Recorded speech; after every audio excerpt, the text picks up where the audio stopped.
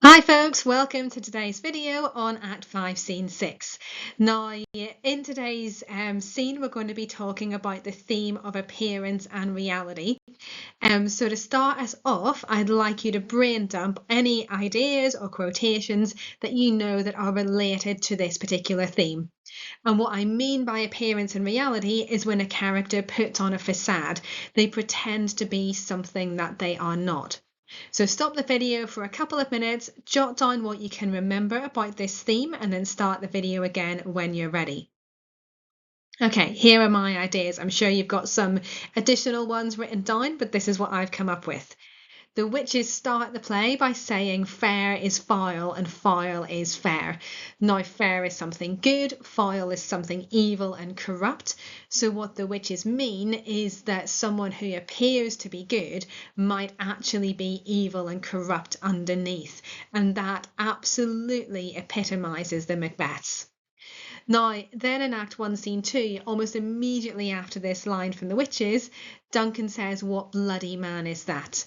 Now, what he means is that a soldier has just arrived on stage, fresh from the battlefield. He's covered in blood, and Duncan doesn't recognize him. Now, it's not that this soldier is pretending to be something else, something that he's not, but it's just interesting that there's quite a few mix-ups of identities in the play. There's quite a few situations where people don't recognize each other, and this really kind of leans into the theme of appearance and reality, because Shakespeare is suggesting that it's actually quite difficult to recognize another person and to know what's really going on with them. This happens again in Act 1, Scene 3, when Banquo says, "What are these?" when he sees the witches. "You should be woman, and yet your beards forbid me to interpret you." So he sees the witches, but he doesn't understand their identity. He doesn't understand who they are. They seem to be someone different or presenting themselves in a different way. Then in Act 1, Scene 4, Duncan reflects that there's no art, there's no skill to find the mind's construction in the face. There's no skill to work out what's going on in someone's mind by looking at their face.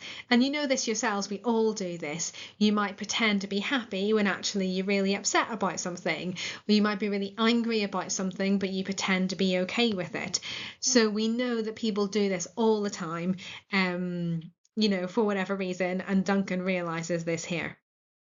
Then in that same scene, Macbeth reflects on how he doesn't want light to see his black and deep desires. So already at this stage in the play, he's putting on a facade. He's appearing to be fair when actually he's foul underneath. Lady Macbeth commands him to do this in Act 1, Scene 5. Then in Act 1, Scene 7, Macbeth says, "False face must hide what the false heart doth know." So false face, again, he's putting on an appearance, he's putting on a facade. In Act 2, Scene 3, Donalbain says there's daggers in men's smiles. So people might be smiling, but actually they might be plotting against him. And then in Act 3, Scene 2, Macbeth is confessing that his mind is full of scorpions, he's psychologically tormented, he's worried about Banquo, and Lady Macbeth says, "Sleek over your rugged looks," as in, put on a brave face, look like you've got it together. And then finally in Act 4, Scene 3, Malcolm pretends to be immoral, he pretends to be someone that he's not. Now, the ones that I've highlighted in yellow are probably the ones that you'll want to learn for the exam, but you've got lots of examples there of this theme. And this is relevant because in this particular scene, Malcolm finally commands that the people should get rid of their facades. They should be who they say they are. So the army comes in with the drum and with the colours, and Malcolm says, "Your leafy screens throw down and show like those you are." The leafy screens are the branches that the soldiers have cut down in Birnam Wood, and they cut them down to hold them up as camouflage to hide their numbers. And Malcolm says, "Let's get rid of this camouflage, get rid of the facade, let's show who we are and what we're here to do, which is to defeat Macbeth." And then Malcolm gives quite a lot of commands, and it's interesting here that he seems to be assuming the role of the leader, whereas earlier in the play he flees Scotland to go to England. He doesn't seem to be the strongest character. Now he gives commands, he's leading the battle, and he also uses the royal we, so he seems to be assuming this kind of kingly role at this point.